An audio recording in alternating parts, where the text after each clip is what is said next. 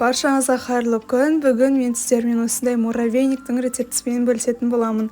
Менің YouTube каналыма тіркеліп қоюды ұмытпаңыздар. Ең алдымен ыдысымызға бір жұмыртқаны салып, оның үстіне қант саламыз, жақсылап венчикпен араластырамыз. Осы видеоның төбесінде менің Instagram парақшам тұр, соған тіркеліп қойыңыздар. Instagram парақшамда да күшті рецептер бар. Осы екі массамызды араластырып болғаннан кейін ерітілген және де суыған сары майымызды саламыз. Тағы да жақсылап араластырамыз. Ендігі кезекте біз уксус пен соданы гаситетіп, осы массамызға салатын боламыз.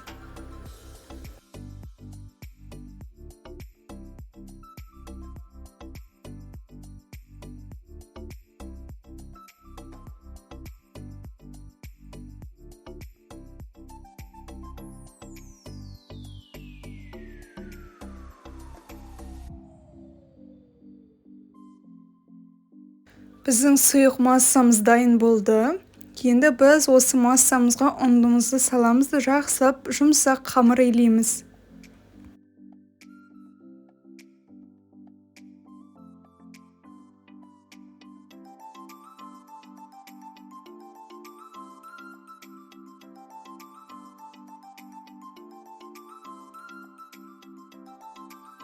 Мінекей біздің қамырымыз дайын болды. Енді осы қамырымызды екіге бөліп, тарелкаға салып, үстін пищевой пленкамен жауып, морозильникке жарты сағатқа жібереміз.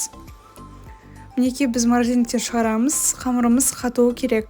Ендігі кезекте осы қатқан қамырымызды теркадан пергамент қағазына теркадан өткізетін боламыз.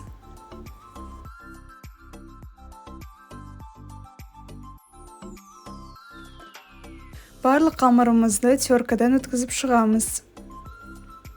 Дайын болған қамырымызды осылай противенге жайып шығамыз, бірыңғай етіп. Ендігі кезекте біз осы дайын болған қамырымызды 180 градуста 20-25 минутқа духовкаға жібереміз. Мінекей біздің коржымыз дайын болды. Енді осыны суытамыз және суыған соң бір таза ыдысқа саламыз. Ендігі кезекте ерітілген сұйық майымызды құйып, үстіне және де варенкамызды саламыз.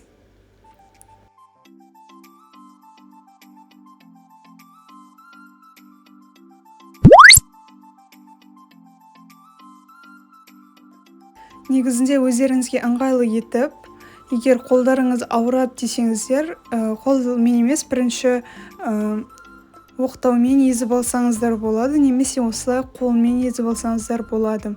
Мінекей біз бәрін бірыңғай етіп езіп алдық. Енді осында кекстің ыдыстарын алып, осы қамырымызды домалақтап саламыз. Өздеріңізге қалаған формаға келтірсеңіздер болады.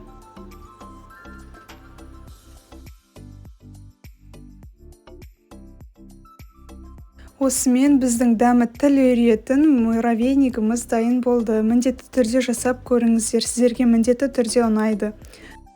Ыстық шаймен ішетін десерт.